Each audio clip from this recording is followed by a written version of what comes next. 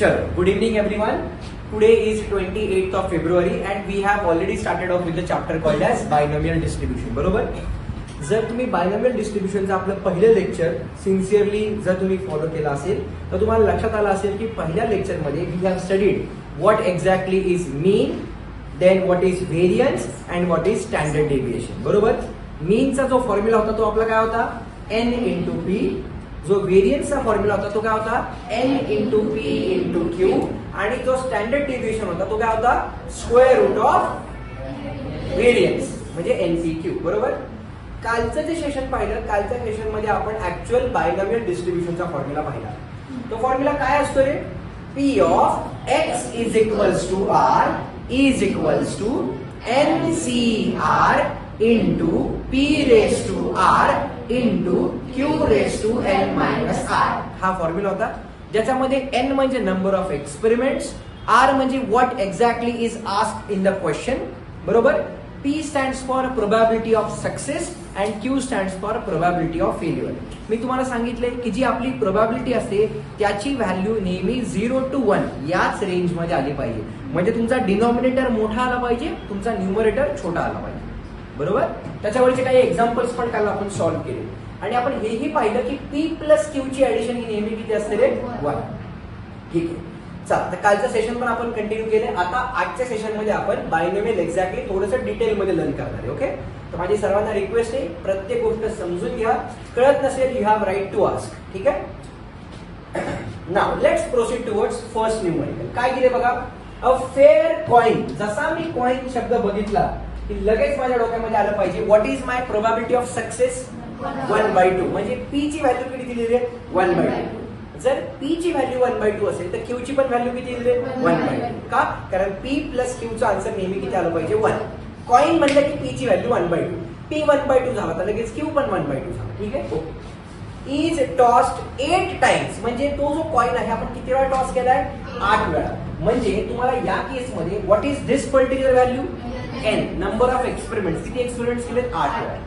Find the probability that it shows head exactly 5 times. काल अशा टाईपचे एक्झाम्पल सोडवलेत आपण. याच्यामध्ये ऍडिशन केली आपण काय की find the probability that it shows heads at least once. असा पण क्वेश्चन आला. मी तुम्हाला काल एक बेसिक इंट्रोडक्शन सांगितलं होतं की ऍटलीस्ट आणि ऍटमोस्ट म्हणजे काय असतं ते आज आपण अप्लाय करणार आहोत. बरोबर? लक्षात घ्या, मी पुन्हा एकदा सांगतोय प्रोबॅबिलिटीची मॅक्सिमम व्हॅल्यू 1 असते. ठीक आहे? चला, आता आपण काय करूया त्या पहिल्या क्वेश्चनला सॉल्व्ह करूया. ओके? आता या केसमध्ये मी काय करणार आहे बघा, सगळ्यांनी लक्ष द्या. आन्सर कसं करूयात आपण? हिअर P n नी सुरुवात करूया. n म्हणजे काय रे? Number of experiments. बरोबर? किती वेळा एक्सपेरिमेंट केले रे? 5 वेळा. बरोबर का नाही? सो n ची व्हॅल्यू किती आली रे? 5. सो टोटल नंबर 8 आहे का? सॉरी 8. ठीक आहे. जर आपण total number of sample set काढले, समजा कॉइन आहे ना, तर total number of sample set किती आला पाहिजे रे?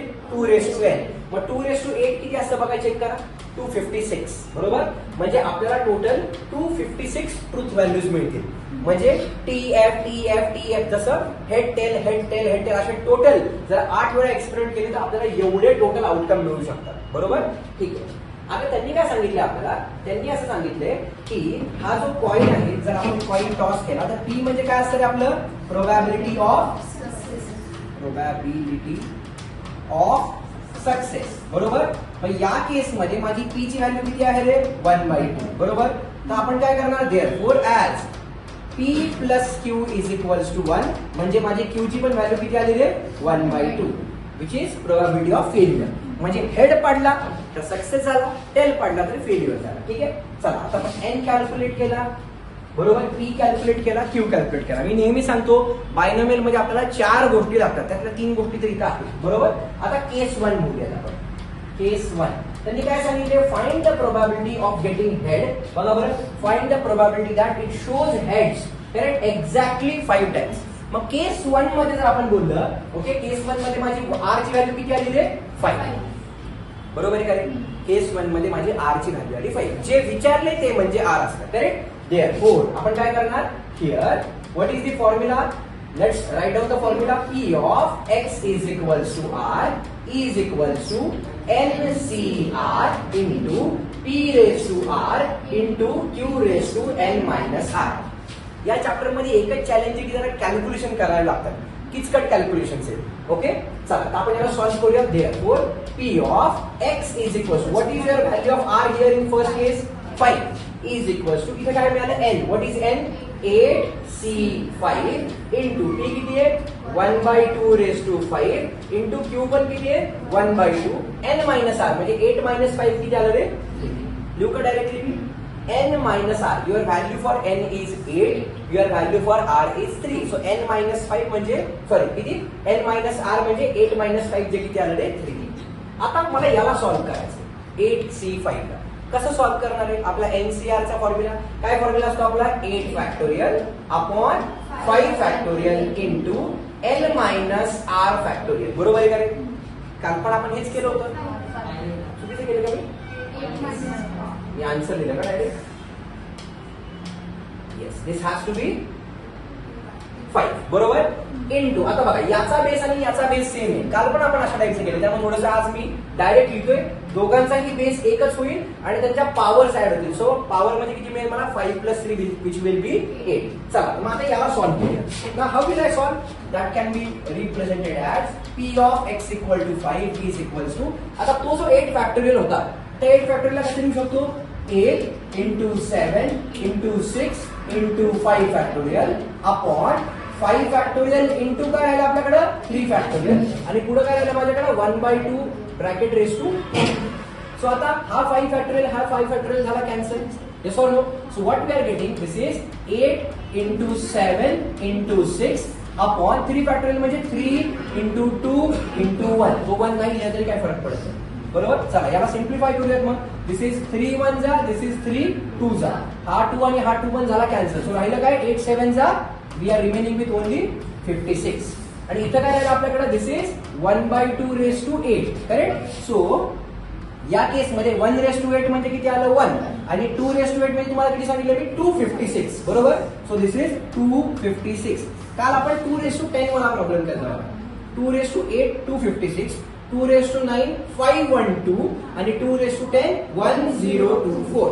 चला मग आता याला सिम्प्लिफाय करूया. काय येईल बघा चेक करा. This can be simplified as इथं 8 च्याच मल्टिपल मध्ये येईल करेक्ट. 8 7 जा, दिस इज 8 3 जा, रिमेनिंग 1 नाही 8 3 जा रिमेनिंग 1 बरोबर आणि 8 2 जा आणि पुढे किती राहिले माझ्याकडे बघा दिस इज 1 डिवाइड नाही हे तर घेतलं ना आपण ऑलरेडी, हे तर ऑलरेडी घेतले. So what we are remaining with is 7 upon 32. ही कसली व्हॅल्यू झाली p of x is equals to 5. म्हणजे काय की जर आपण कॉइन टॉस करायचा एक्सपेरिमेंट किती वेळा केला होता या केसमध्ये 8 वेळा एक्सपेरिमेंट केला होता, त्यापैकी एक्झॅक्टली काय सांगितलं त्यांनी 5 हेड मिळायची पॉसिबिलिटी किती आली, टोटल 256 एक्सपेरिमेंट पैकी 56 मध्ये तुम्हाला एक्झॅक्टली 5 हेड्स मिळतील. म्हणजे टू बी स्पेसिफिक 32 एक्सपेरिमेंट्स पैकी 7 मध्ये तुम्हाला ही पॉसिबिलिटी मिळून जाईल, ती प्रोबॅबिलिटी मिळून जाईल बरोबर. हे तर आपण कालपर्यंत पाहिलं होतं राईट. आता आपल्याला सॉल्व्ह करायची इम्पॉर्टंट अशी केस 2. केस 2 इज व्हेरी इम्पॉर्टंट बरोबर. आता हे थोडंसं नवीन आहे तुमच्यासाठी, सर्वांनी प्लीज लक्ष द्या. लेट्स टॉक अबाउट केस 2 नाव. काय सांगितलं केस 2 मध्ये, काय वर्ड वापरला तुम्ही सांगा. येस म्हणजे ते जे 8 एक्सपेरिमेंट तुम्ही करताय त्यामध्ये ऍटलीस्ट किती वेळा चेक करा, ऍटलीस्ट वन्स कमीत कमी एकदा तरी हेड मिळाला पाहिजे, कमीत कमी एकदा. याचा अर्थ काय, 2दा मिळाला तरी चालेल, 3दा मिळाला तरी चालेल, 4 वेळा मिळाला तरी चालेल, 5 6 7 आणि 8 वेळा मिळाले तरी चालेल. मला काय म्हणते कळते का, ऍटलीस्ट वन्स म्हणजे कमीत कमी एकदा तरी हेड मिळाला पाहिजे असा तो कॉन्सेप्ट आहे. कमीत कमी एकदा याचा अर्थ एकदा मिळाला तरी चालेल आणि जास्तीत जास्त 8 वेळा मिळाला तरी चालेल. आता याचा अर्थ काय होतो बघा सगळ्यांनी लक्ष द्या. गेटिंग हेड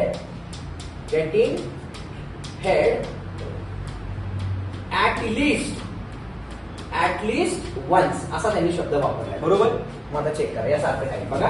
मी काय लिहितोय देअरफॉर आता आर ची व्हॅल्यू नेमकी घ्यायची किती, कारण ऍटलीस्ट वन्स म्हणले बरोबर. मग या केसमध्ये तुमचा अर्थ काय बघा, हे इम्पॉर्टंट आहे. मला सांगा प्रोबॅबिलिटीची मिनिमम व्हॅल्यू किती असते रे 0 बरोबर, मॅक्सिमम व्हॅल्यू किती असते रे 1. मग आता मी काय लिहितो बघा इथं p of x is equal to 0 का, कारण प्रोबॅबिलिटीची व्हॅल्यू 0 मिनिमम असते, plus p of x is equal to 1 बरोबर. या थोडंसं छोटस करतो. Yes plus p of x is equals to 2, बरोबर. असं मी कुठेपर्यंत जाणार आहे, असं जाणार मी 8 पर्यंत. P of x is equals to 8, याची व्हॅल्यू किती येणार आहे, 1. का, कारण ही सगळ्या प्रोबॅबिलिटी आहेत.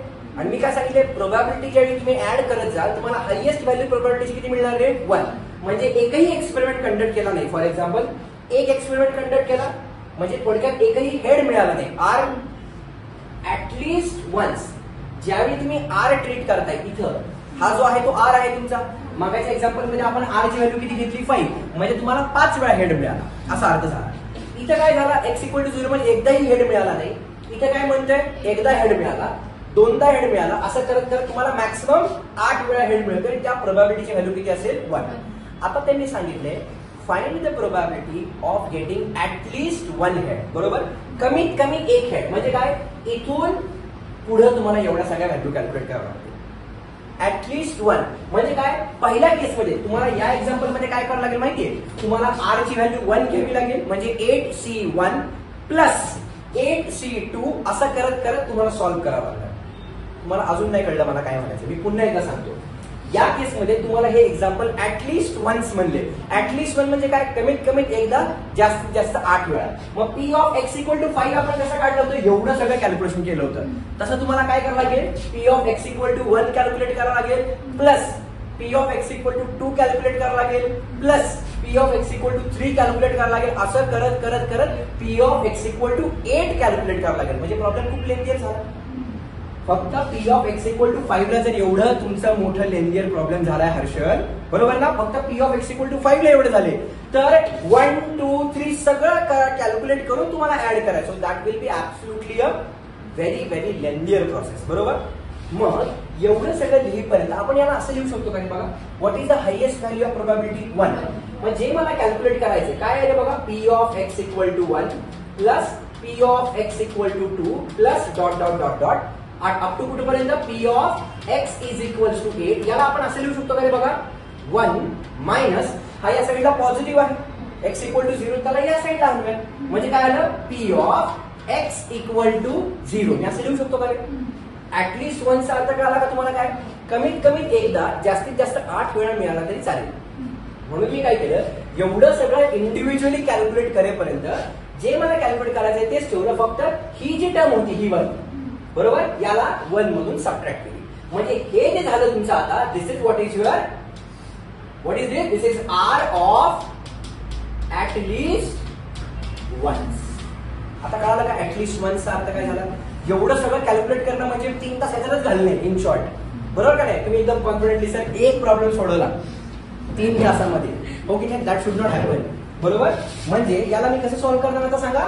Therefore P of x equals to काय म्हणू शकतो आपण, ऍटलीस्ट वन्स. याचा आन्सर काय आलं, 1 minus p of x equal to 0, बरोबर आहे. आता p of x equal to 0 आपल्याला कॅल्क्युलेट करता येईल का रे, एकदम आसानी से कॅल्क्युलेट कर सकते, बरोबर. कसं रे, चेक करा. Therefore here what will be getting, p of x equals to 0 is equals to काय फॉर्म्युला येईल, n म्हणजे किती आपल्या या केसमध्ये, किती वेळा आपण एक्सपेरिमेंट करतोय, 8 वेळा. So this is 8c0 into 1/2 raise to 0 into 1/2 raise to 8 minus 0 म्हणजे किती आलं रे, 8, बरोबर. आता तुम्हाला एक स्टँडर्ड फॉर्म्युला लिहून दिलाय, काय रे, nc0. याचा आन्सर नेहमी किती असतं रे, बघा चेक करा, इट इज ऑलवेज 1, बरोबर. बघा बरं, 8c0 याचा आन्सर किती आलं माझं, 1, बरोबर. Into 1/2 raise to 0, anything raise to 0 म्हणजे 1, इंटू इथे काय मिळालं, 1/512, 512 नाही, किती, 2 रेज टू 8 किती असतं, 256. म्हणजे तुम्हाला हे आन्सर काय मिळालं, 1/256. हे कसलं आन्सर झालं, p of x equal to 0. म्हणजे एकही हेड मिळणार नाही. त्याची पॉसिबिलिटी काय, 256 पैकी एकही हेड मिळणार नाही तुम्हाला. हा कॉन्सेप्ट मी अजून थोडासा डिटेलमध्ये सांगतो, ज्यावेळी आपण 2दा एक्सपेरिमेंट करू, म्हणजे 2च एक्सपेरिमेंट करू, मग आपण तुम्हाला लॉजिकला आणि याला मी रिलेट करून दाखवतो, ठीक आहे. चला, आपण हे कॅल्क्युलेट केलं, पण आपल्याला हे विचारलंय का रे त्यांनी, नाही. त्यांनी काय विचारले, आपल्याला इक्वेशन नंबर 1 विचारले की एक तरी हेड मिळावा. तर मी काय करणार, therefore from equation number 1 p of x is equals to काय दिले त्यांनी, at least once is equals to 1 minus p of x equal to 0 चा आन्सर किती आले 1/256 बरोबर. आता नुसता 1 म्हणजे किती रे 1/1 बरोबर. याला करूया क्रॉस मल्टिप्लाय म्हणजे काय मिळालं 256 बरोबर आहे का रे -1/256 राईट पंच मायनस लेफ्ट पंच अपॉन फ्रंट पंच म्हणजे हे किती मिळालं मला 255/256. ही कसली व्हॅल्यू झाली p of x is equals to काय दिले त्यांनी ऍट लीस्ट वन्स बरोबर आहे का रे.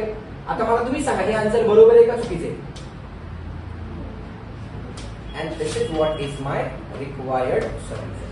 हे आन्सर बरोबर आहे का चुकीचे बरोबर आहे का कारण मोठी टर्म खाली आली छोटी टर्म वरती आली बरोबर. आणि साधी गोष्ट आहे ना जर मी हेड टॉस करत चाललोय 8 वेळा एक्सपेरिमेंट केलाय 256 आउटकम मिळाले आणि त्यांनी सांगितले की आपल्याला कमीत कमी एक हेड मिळावा अशी पॉसिबिलिटी काय 255 मिळाला का कारण एकच असा तुमचा तो पार्ट असेल ज्यामध्ये तुम्हाला एकही हेड मिळणार नाही. म्हणजे काय त्या केसमध्ये तुम्हाला सगळे टी मिळाले कळते का. कॉइन टॉस केला टी पडला कॉइन टॉस केला टी पडला असं 8 वेळा टी मिळाले ही एक पॉसिबिलिटी आहे ना बरोबर. ती पॉसिबिलिटी याच्यामध्ये सबट्रॅक्ट झाली म्हणजे आपल्याला आन्सर मिळालं 255 बरोबर. आता काय करूया हे एक्झाम्पल सॉल्व्ह झालेलं आहे ओके. मी तुम्हाला फक्त अजून थोडंसं डिटेलमध्ये हा कॉन्सेप्ट एक्सप्लेन करण्यासाठी आपण काय करूया आपण 2 कॉइन टॉस करूया. किती 2 कॉइन म्हणजे नंबर ऑफ एक्सपेरिमेंट्स किती झाले रे माझे आता 2 बरोबर. एक कॉइन घेतला टॉस केला दुसरा कॉइन घेतला टॉस केला तर मला सांगा आपल्याला टोटल आउटकम्स किती मिळतील रे 2n म्हणजे किती रे 2 म्हणजे 4 आउटकम्स मिळतील बरोबर. आता पहिला आउटकम काय असेल रे टी टी बरोबर. आपण लिहितो ना 2t 2f असं लिहितो ना आपण तसं इथे काय झालं TF बरोबर हो की नाही. मॅथमॅटिकल लॉजिक मध्ये आपण हेच शिकलोय. फक्त काय करतोय टी ला मी हेड लिहितोय. व्हॉट इज टी टी म्हणजे हेड हेड पडला टेल पडला बरोबर. किंवा काय झालं हेड पडला टेल पडला याच पॉसिबिलिटी आहेत आपल्या बरोबर. कारण तुम्ही कॉमन सेन्स आहे ना मी या ठिकाणी थांबलोय आणि समजा इथं माझ्या शेजारी करून थांबलाय कारण आम्ही टॉस केला आमच्या दोघांनाही हेड मिळाला बरोबर. पॉसिबिलिटी आहे का रे आहे. मला हेड मिळाला करूनला टेल मिळाला बरोबर. मला टेल मिळाला त्याला हेड मिळाला आणि दोघांनाही टेल मिळाला ह्या पॉसिबिलिटी आहे बरोबर. मग आता मी तुम्हाला क्वेश्चन विचारतोय या केसमध्ये माझे टोटल आउटकम किती झाले तरी 4 टोटल आउटकम झाले म्हणजे माझा 4 जो असणार आहे तो डिनॉमिनेटर मध्ये असणार आहे बरोबर. माझा क्वेश्चन आहे what is the probability of getting exactly 2 heads. What is the probability of getting exactly 2 heads. Exactly 2 म्हणजे काय रे 2 हेड मिळायची पॉसिबिलिटी किती वेळा आहे बघा बरं किती रे एकदाच बघा बरं. आमच्या दोघांमध्ये मला पण हेड पडला त्याला पण हेड पडला ही किती झाली 1 म्हणजे किती झालं रे 1/4 ही त्याची प्रोबॅबिलिटी झाली. 4 पैकी एकदाच हे पॉसिबल झालं. What is the probability of getting exactly 2 tails. ही पण किती आहे टोटल 4 पैकी मला एकदाच मिळणार आहे दोन्ही टेल्स बरोबर. आता मी तुम्हाला क्वेश्चन विचारतोय बघा त्यांनी आता जो क्वेश्चन विचारला होता what is the probability of getting at least 1 head. विचार करा ऍटलीस्ट 1 हेड. ऍटलीस्ट 1 म्हणजे काय कमीत कमी एक पाहिजे. इथं आहे का रे आहे 2 असतील तरी चालतील बरोबर. इथं आहे का रे आहे इथं आहे का रे आहे म्हणजे किती मिळालं रे आपल्याला 3/4 बरोबर. म्हणजे एकच सबट्रॅक्ट झाला कुठला तर इथं हो की नाही. तसंच या एक्झाम्पल मध्ये झालं या एक्झाम्पल मध्ये एकच सबट्रॅक्ट झालाय कारण त्या केसमध्ये 8ही कॉइन वरती टी मिळत गेले त्यामुळे 256 पैकी 255 हे आपला आन्सर आहे. Probability of getting at least 1 head बरोबर का नाही. ऍटलीस्ट 1 हेड म्हणजे काय कमीत कमी एक हेड मिळाला पाहिजे जास्तीत जास्त 2 मिळाले तरी चालतील. तसंच या केसमध्ये कमीत कमी 1 मिळालं तरी चालेल जास्तीत जास्त 8ही मिळाले तरी चालतील. आलं का लक्षात नक्की शुअर.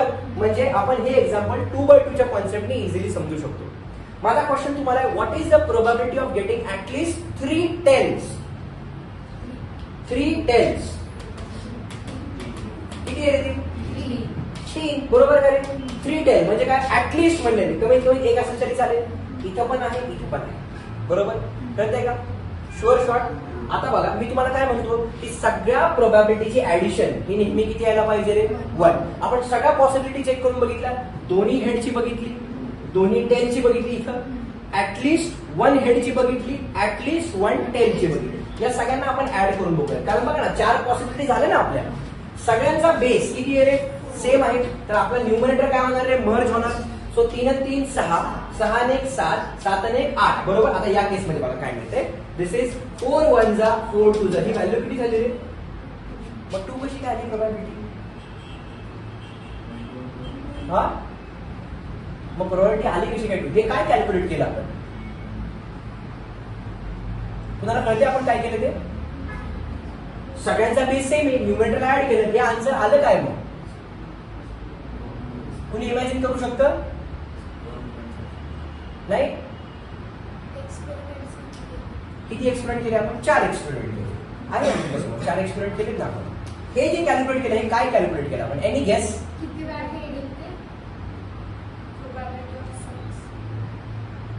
ठीक आहे जाऊ दे. चला आपण याला थोडंसं साईडला ठेवूया. तर कसं आहे ते पण जाईल. मी सांगतो तुम्हाला काय. हळूहळू आपण पुढे जाऊया. हे कळालं नक्की एक्झाम्पल? शुअर शॉर्ट नक्की. ठीक आहे. आता याचा पुढचं एक्झाम्पल बघूया आपल्याला काय दिलंय. Okay let's try to solve next numerator. पहिले न्यूमरेटर कळालं ना? मी सांगतो ते काय आहे. Don't worry. आता या एक्झाम्पल कडे जाऊया. हे एक्झाम्पल काय म्हणते बघूया. द प्रोबॅबिलिटी दॅट, काल आपण बघा किडनी ऑपरेशन केलं होतं तशा टाईपचा हा क्वेश्चन आहे. फक्त इथं किडनी ऑपरेशन असा शब्द नाही वापरला. त्यांनी काय सांगितलंय? Probability that a certain kind of component will survive a check test. म्हणजे काय? समजा मोबाईल आहे बरोबर, आणि तो मोबाईल एक कंपोनंट आहे. त्या मोबाईल आता ज्यावेळी पूर्ण मॅन्युफॅक्चर झाला त्यावेळी त्याची काय केली? चेक टेस्ट केली. तेव्हा हा मार्केटमध्ये लॉन्च करायचा कॅपेबल आहे का नाही. तर ती चेक टेस्ट मध्ये त्यांना असं जाणवलं की 10 पैकी 6च मोबाईल चेक टेस्ट पास करतायत, 4 मोबाईल फेल होत आहेत. जे मार्केटमध्ये जाऊन परफॉर्म नाही करू शकणार त्यांनी त्यांना साईडला काढलं. बरोबर. त्यांनी किती सांगितली? प्रोबॅबिलिटी 0.6. मग आपण या केस मध्ये म्हणू शकतो का? बघा आन्सर काय करू शकतो आपण? By given condition what is your value for P? 0.6. बरोबर. This is what is your probability of success. बरोबर आहे का नाही? तुमचे 10 पैकी 6 जे कंपोनंट आहेत ते सर्वाइव्ह होत आहेत. बरोबर. ना आपल्याला काय माहिती आहे? P प्लस Q ची व्हॅल्यू किती असते? 1. म्हणजे Q ची व्हॅल्यू किती आहे रे? 1 मायनस P. 1 मायनस P म्हणजे 1 मायनस 0.6. ती किती आली रे? 0.4. 0.4 म्हणजे काय? की 10 पैकी 4 मोबाईल आहेत ते सस्टेन नाही होते. बरोबर. चला आपल्याकडे P माहित झाला, आपल्याला Q माहित झाला. बरोबर इथपर्यंत? ठीक आहे. चला आता पुढे त्यांनी काय लिहिले बघा. Find the probability that exactly 2 of the next 4 tested component. Exactly 2 याचा अर्थ काय रे? R ची व्हॅल्यू 2 दिली. Of the next 4 tested component. जसं काल किडनी ऑपरेशन मध्ये नवीन आपण 6 लोक घेतली होती. बरोबर का नाही? तसे या केस मध्ये काय म्हणले बघा. Therefore here your value for N. N किती आहे रे? 4 कंपोनेंट आता तुम्ही घेतले. बरोबर का नाही? So your value for N is 4 and what is your value for R? Exactly 2. बरोबर. So R is nothing but what? Exactly 2. बरोबर. म्हणजे आपल्याला असं कळालं की ज्यावेळी 10 कंपोनंट आपल्याकडे आले त्या 10 पैकी 6 कंपोनंट चालले, 4 कंपोनंट फेल गेले. हे आपलं आजपर्यंतचा अनुभव म्हणतोय. बरोबर. मग आता आपल्याला काय केलं की 4 कंपोनंट दिलीत त्यांनी टोटल. बरोबर. त्या 4 पैकी 2 सर्वाइव्ह होतील म्हणजे चांगले असतील याची प्रोबॅबिलिटी काढून द्या बाबा. आपल्याला असं विचारलं गेलं. बरोबर. 4 पैकी 2 चालले पाहिजे एक्झॅक्टली 2 याची प्रोबॅबिलिटी काय असं विचारलं. तर मी काय करणार आहे आता बघा. आपल्याकडे P आहे, Q आहे, N आहे आणि R पण आहे. म्हणजे बायनोमियलला ज्या 4 गोष्टी लागतात त्या आपल्याकडे आल्या. चला मी याला सिम्प्लिफाय करूया. देअरफॉर बाय बायनोमियल डिस्ट्रीब्युशन काय फॉर्म्युला आहे आपला? P of X equals to R is equals to बोला NCR into P raised to R into Q raised to N minus R. Therefore P of X equal to 2. Exactly 2 म्हणले ना त्यांनी. या case मध्ये directly माझी R ची value 2 येणार. इथे ऍटलिस्ट वगैरे काही नाही म्हटलेलं. Right. Is equals to NCR into इथे किती आलं तरी आपल्याकडे प्रोबॅबिलिटी ऑफ सक्सेस किती होती? 0.6 raise to R into 0.4 raise to N minus R. म्हणजे किती आलं रे? 2 आलं. बरोबर इथपर्यंत. चला सिम्प्लिफाय करूया. So this is 4 factorial upon 2 factorial into लिहू का directly 2 factorial N minus R factorial. बरोबर. आता इथे किती आलं आपल्याकडे? 0.6. ओके. याचा स्क्वेअर काय करा तो पॉईंट 1 मिनिटासाठी विसरून जा. 6 चा स्क्वेअर किती झाला? 36. आता पॉईंट स्क्वेअर झाला म्हणजे पॉईंट अजून 2 डिजिट वरती मूव्ह झाला, तर इथे किती आलं 0.36 आलं.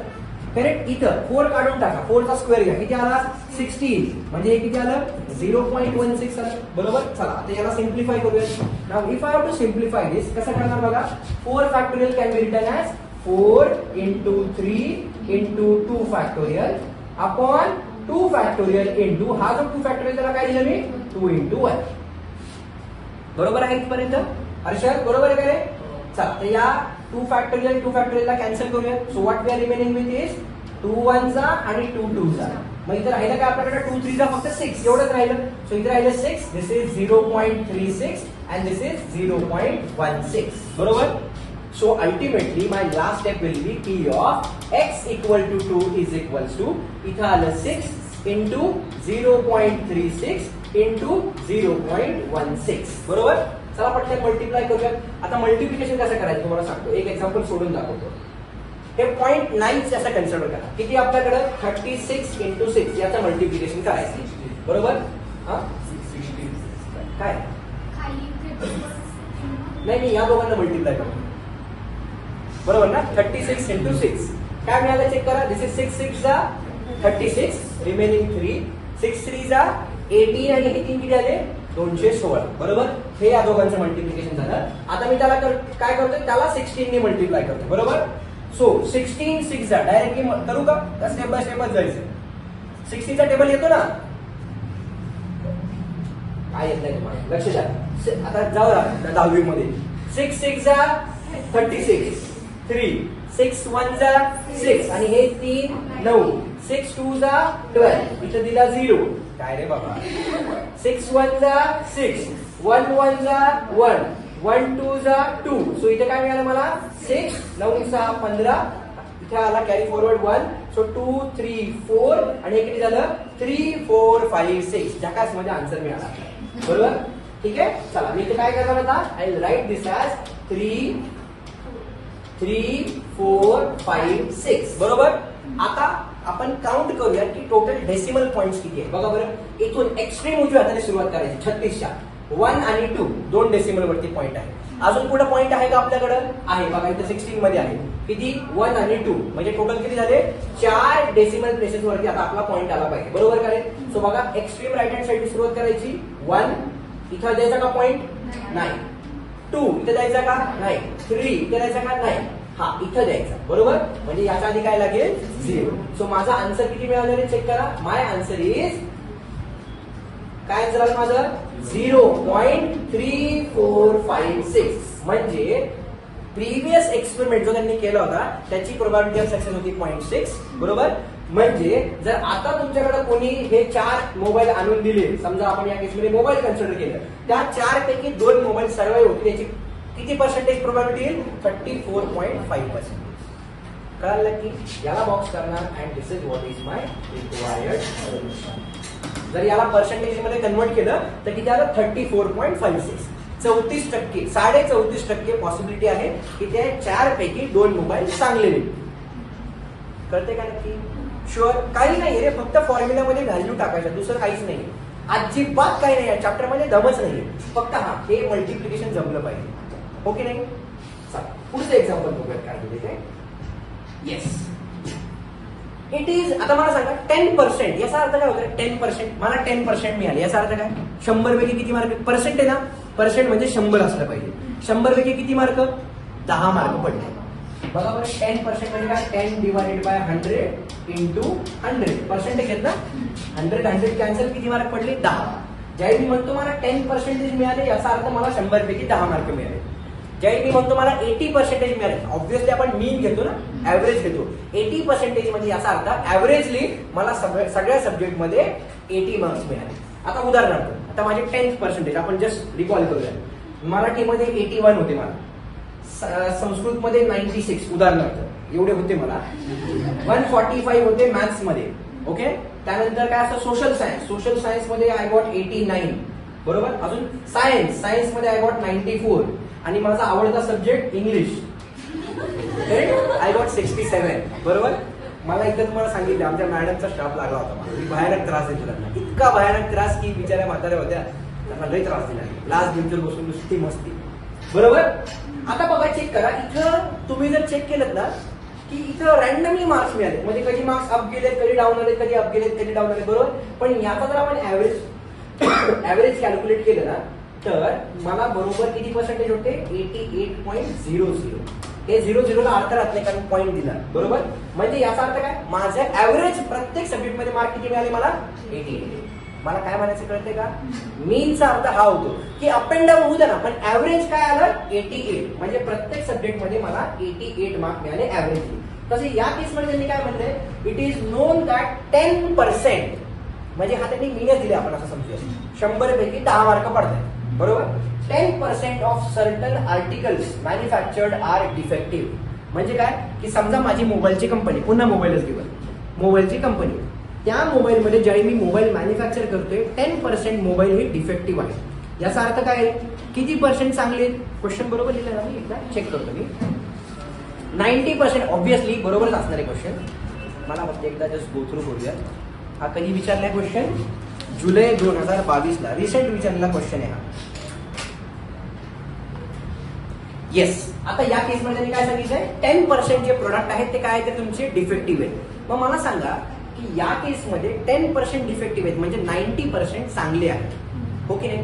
मग जर, आणि ऑब्व्हियसली तेच पाहिजे आपल्याला, 90%. असं नको आहे ना की कंपनी काढली आणि 90% डिफेक्टिव्ह निघले आणि 10 चांगले निघले, बरोबर का नाही. मग या केसमध्ये त्यांनी जे दिले आपल्याला, ओके, डिफेक्टिव्ह निघाला पाहिजे, चांगलं झालं का वाईट झालं रे. आपल्याला आधीच कळलं की बाबा 100 पैकी 10, म्हणजे 100 पैकी 10 डिफेक्टिव्ह निघले, ते आपल्याला कळलं. हे चांगलं झालं का वाईट झालं, चांगलं झालं ना आपल्याला. म्हणजे या केसमध्ये तुमचा जो पी आहे ना, पी, बरोबर, दॅट इज 10%. म्हणजे काय, पी ची व्हॅल्यू किती आली, 10/100. म्हणजे पी ची व्हॅल्यू किती झाली चेक करा, पी इज 0.1. मला काय म्हणायचं कळते, ही आहे तुमची प्रोबॅबिलिटी ऑफ सक्सेस. डिफेक्टिव्ह निघलं म्हणून याला क्यू नाही घ्यायचा. मला काय म्हणायचं कळते का, जुलै 2022 चा क्वेश्चन आहे.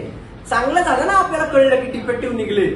आपल्याला तेच पाहिजे होतं की नेमकी डिफेक्टिव्ह किती निघतात हे आपल्याला बघायचं होतं. तर किती आली ती प्रोबॅबिलिटी, माझी आली 0.1. इथं 99% मुलं हीच मिस्टेक करतील की डिफेक्टिव्ह निघले ना म्हणजे ही प्रोबॅबिलिटी ऑफ फेल्युअर झाली. क्यू घेतील. जर पी आणि क्यू चेंज केला सगळंच आन्सर चेंज होणार. जुलै, म्हणून मी बघितलं जुलै 2022 ला विचारलेला क्वेश्चन आहे. Okay, so this is your probability of getting defective piece, बरोबर. चला आता आपल्याला काय माहिती रे, व्हॉट वी नो. येस, काय माहिती आपल्याला. नाव काय करूयात आपण, पी प्लस क्यू, याची व्हॅल्यू किती असते नेहमी 1. सो तुमची क्यू ची व्हॅल्यू किती येईल, 1 - 0.1. म्हणजे क्यू किती आला तुमचा 0.9. व्हॉट इज दिस 0.9, चांगले कंपोनेंट. म्हणजे हे काय तुमचे नॉन डिफेक्टिव्ह कंपोनेंट्स. ठीक आहे, आपण हे कॅल्क्युलेट केलं. अजून 2 गोष्टी लागणार आपल्याला. कुठल्या कुठल्या, एन आणि r. What is the probability that in a random sample of 12. म्हणजे काय केलं, हे जे काही मोबाईल बनवते माझी कंपनी त्यापैकी 10% मोबाईल हे डिफेक्टिव्ह आहेत, 90 चांगले. तर मी काय केलं, आता रॅन्डमली कुठलेही 12 मोबाईल घरी घेऊन आलो, साईडला काढले 12 mobile. What is the probability that in a random sample of 12 articles 9 of them are defective. बरोबर. म्हणजे आपल्याला माहिती की बाबा 100 पैकी 10 डिफेक्टिव्ह निघतात. पण मी काय केलं, माझं एवढं काढलं की मी ते 12 बाहेर काढले. म्हणजे काय आपण म्हणतो ना इन्कम टॅक्स रेड, त्या टाइप मध्ये की बघू तुझी कंपनी, तू बोलतो ना 10% डिफेक्टिव्ह आहे, थांब जरा आता बघूच, बरोबर. आणि आपण हे प्रूव्ह केलं होतं की बाबा 10% माझे मोबाईल डिफेक्टिव्ह निघतात, 90% चांगले आहेत, बरोबर. मग आपल्याकडे इन्कम टॅक्सने रेड मारली. म्हणजे असं म्हणतोस का, बरं बघू द्या. आणि आपलं बॅड लक. त्यांनी काय सांगितले, what is the probability of in a random. Random म्हणजे काय, कशीही उचलले मी, किती 12 such articles, correct, 9 of them are defective. 12 पैकी 9 डिफेक्टिव्ह निघतील, याची प्रोबॅबिलिटी काय, असा क्वेश्चन विचारला.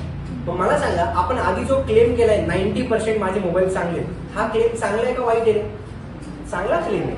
म्हणजे 12 पैकी 9 डिफेक्टिव्ह निघायची प्रोबॅबिलिटी जास्त यायला पाहिजे का कमी यायला पाहिजे, विचार करा. मी काय म्हणतोय समजून घ्या, आधी क्वेश्चन समजून घ्या. मॅथ्सला साईडला ठेवा, लॉजिक अप्लाय करा. मी असं म्हणतोय की ज्यावेळी मी कंपनीमध्ये मोबाईल बनवतोय 90% माझे मोबाईल चांगले आहेत. मग कंपनी आली, म्हणजे इन्कम टॅक्स वाले आले, त्यांनी काय केलं, जस्ट इन्कम टॅक्स वाले म्हणजे जनरल सांगते मी तुम्हाला, समजून घ्या. इन्कम टॅक्स वाले जनरल सांगते मी तुम्हाला की 12 पैकी 9 आयटम्स डिफेक्टिव्ह निघतील, याची प्रोबॅबिलिटी ही जास्त निघेल का कमी निघेल? कमी निघेल का? कारण 90% चांगले आहे ते आपण ऑलरेडी सांगितले की 90 म्हणजे थोडक्यात काय, आपण घरचं एक्झाम्पल घेऊया. घरचं एक्झाम्पल काय, तुमच्या कबर्डमध्ये, मुलींचं आपण बोलू, कबर्डमध्ये तुमच्याकडे एकदम भारी भारी कपडे, एक नंबर कपडे, बरोबर हो की नाही? मग आता काय, तुम्ही सगळ्यांना सांगितलं अरे माझ्याकडे एक नंबर कपडे, हे आमचं थांबतं, बरोबर का नाही? मग तुमची मैत्रीण घरी आली, तुमची मैत्रीण म्हणजे असं का, बरं थांब जरा मी तुझी आता डिफेक्टिव्ह पीस काढून दाखवते, तुझ्या टॉपचे असे कुठेतरी असे फाटलेले वगैरे काढून दाखवते. तुम्हाला माहिती आहे ना 90% तुम्ही बघितले ना, तेव्हा 10 डिफेक्टिव्ह निघू शकतील पण 90 चांगले, हे तुम्हाला माहिती आहे. मग ती आली, तिने तुमचं कबर्ड ओपन केलं आणि तिने सांगितलं, तिने काय केलं, 12 रॅन्डमली तुमचे टॉप काढून तिने चेक केले, बरोबर. आता ती म्हणते की 12 पैकी 9 डिफेक्टिव्ह निघतील, याची प्रोबॅबिलिटी काय? तुम्हीच सांगा, तुम्हाला माहिती आहे ना तुमचे टॉप सगळे चांगले, 12 पैकी 9 डिफेक्टिव्ह निघायची प्रोबॅबिलिटी खूप कमी यायला पाहिजे, हो की नाही? मग आपण चेक करू ते येते किती. क्वेश्चन कळाला का? नक्की ती जास्त येईल का कमी येईल? कमी येणार आहे, कारण आपल्याला माहिती आहे टॉप माझे तुमचे माझे तुमचे टॉप चांगलेच आहे, बरोबर ना? सॉल्व्ह करूया. ठीक आहे, आता क्वेश्चन कळाला असेल कदाचित. सो पी ची व्हॅल्यू आहे 0.1, क्यू ची व्हॅल्यू आहे 0.9 in a random sample of 12. म्हणजे काय रे? हिअर रॅन्डम सॅम्पल ऑफ 12 म्हणजे तुमचा एन किती झाला रे? 12, बरोबर. आता त्यांनी काय सांगितले, 9 सच आर्टिकल्स, म्हणजे काय थोडक्यात एक्झॅक्टली 9 ना, बरोबर. 9 सच आर्टिकल्स आर डिफेक्टिव्ह, म्हणजे नंबर ऑफ एक्सपेरिमेंट्स तुमचे 12 आहे. 12 टॉप सिलेक्ट केल्यामुळे 12 एक्सपेरिमेंट झाले, 9 डिफेक्टिव्ह याची प्रोबॅबिलिटी काढा, बरोबर. चला सॉल्व्ह करूया. देअरफॉर बाय बायनॉमियल डिस्ट्रीब्युशन काय फॉर्म्युला आपला, p of x equals to r is equals to काय रे फॉर्म्युला आपला, NCR into p raise to r into q raise to n minus r, बरोबर इथपर्यंत. चला, व्हॉट इज युअर एन नाव? 12, C 9, बरोबर आहे का रे राज? चक्कर आली काय? पी काय रे तुमचं सांगा, व्हॉट इज पी? पी किती आपला 0.1, बरोबर हो की नाही? आर ची व्हॅल्यू किती आहे 9 इंटू क्यू किती आहे 0.9 रेस टू 12 मायनस 9 म्हणजे किती आलेले 3, बरोबर इथपर्यंत. चला याला सिम्प्लिफाय करूया. आता हे थोडंसं मोठं होणार आहे. Therefore P of x equals to r ची व्हॅल्यू आहे 9 इज इक्वल्स टू 12C9. याला सॉल्व्ह करूया. काय रे 12 factorial upon 9 factorial into 12 minus 9 म्हणजे 3 फॅक्टोरियल, बरोबर ना. इंटू आता इथे काय रे बघा 0.1, याला 1/10 लिहू कर, 1/10 रेस टू 9, 10% का, बरोबर नाही. पुढे किती आलं रे 0.9 म्हणजे किती रे 9/10 रेस टू किती आलं रे इथं 3, बरोबर इथपर्यंत. चला याला सिम्प्लिफाय करूया. सो 12 फॅक्टोरियल म्हणजे किती आलं 12 into 11 into 10 into 9 factorial upon 9 factorial into हा जो 3 फॅक्टोरियल आहे त्याला काय लिहू शकतो 3 इंटू 2 इंटू 1, बरोबर इथपर्यंत. नक्की बरोबर आहे का? चला 9 फॅक्टोरियल झालं कॅन्सल. काय मिळते चेक करा, सिम्प्लिफाय करूया. दिस इज 3 1 जा, दिस इज 3 4 जा, बरोबर. पुढे काय येते 2 1 जा, दिस इज 2 5 जा, बरोबर आहे का नाही. सो 4 5 जा किती मिळालं 20 इंटू 11 म्हणजे किती मिळाले मला 220, बरोबर. 20 इंटू 11 ना, 11 2 जा 22. चला हे आन्सर मिळालं. इथे काय मिळते चेक करा, दोघांचाही बेस सेम आहे बघा आता. सो इथे काय मिळालं मला 1/9 इंटू इथे काय मिळालं 9/3 अपॉन 10/3 अपॉन 10/3, बरोबर आहे का इथपर्यंत? चुकीचं आहे.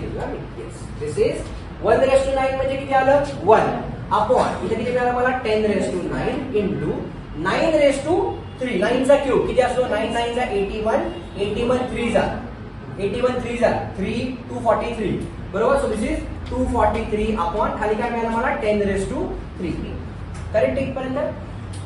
सो इथे काय मिळालं 220 इंटू वरती काय मिळालं आपल्याला 243 अपॉन खाली काय मिळालं इथे चेक करा 10/12, बरोबर.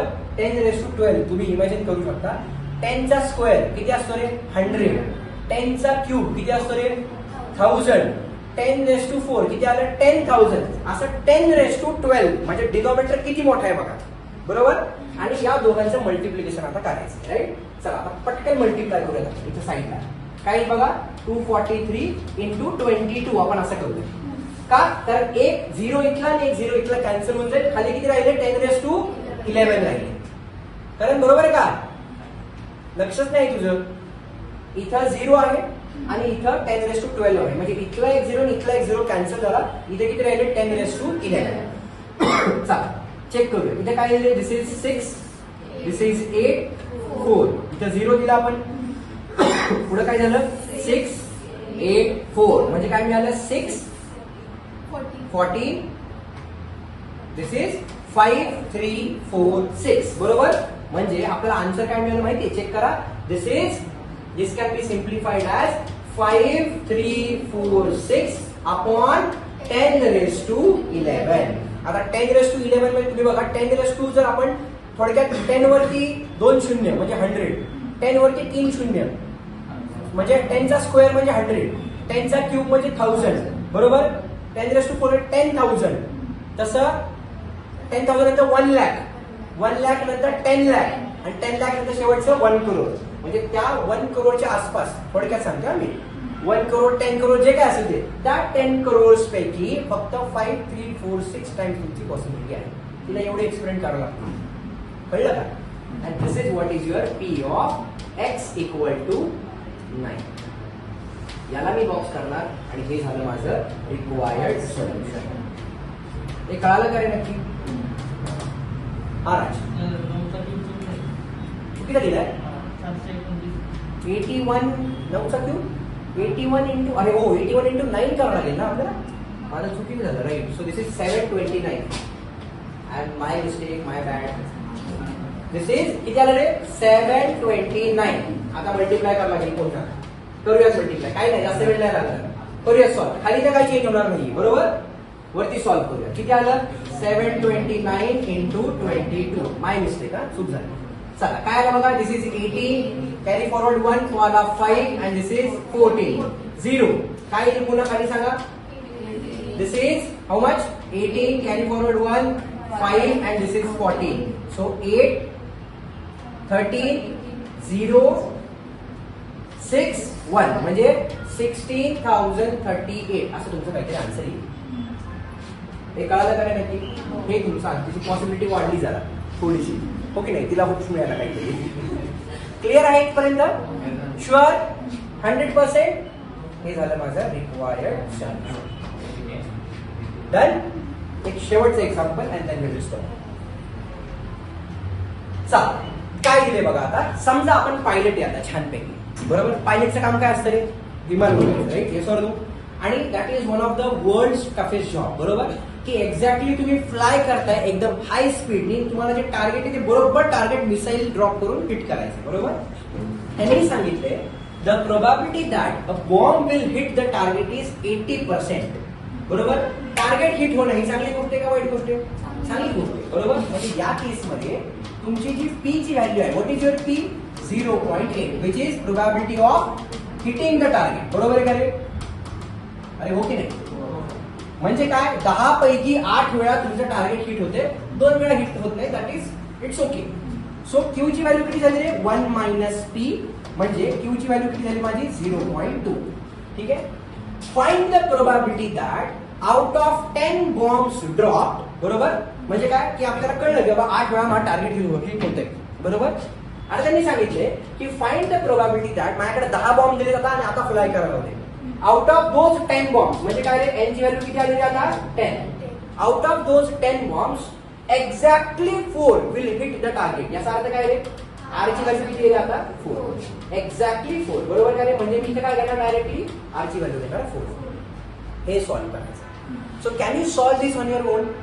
काय फॉर्म्युला वापरणार की देअरफॉर हिअर काय करूयात आपण? P of x is equals to r is equals to n c r p raise to r q raise to n minus r. कधी क्वेश्चन विचारलाय? मार्च 2017. बरोबर. जास्त सिम्प्लिफाय करत बसायचं नाही. याला सिम्प्लिफाय करा कुणी म्हणणार नाही. एवढं सिम्प्लिफाय केलं that is more than enough. बरोबर. तसं याचं जे काही आन्सर येईल ओके त्याला थोडंफार सिम्प्लिफाय करा. जे काही येईल त्याला बॉक्स करा. That is what is your required solution. So can you solve this problem on your own? Sure? 100%? Done.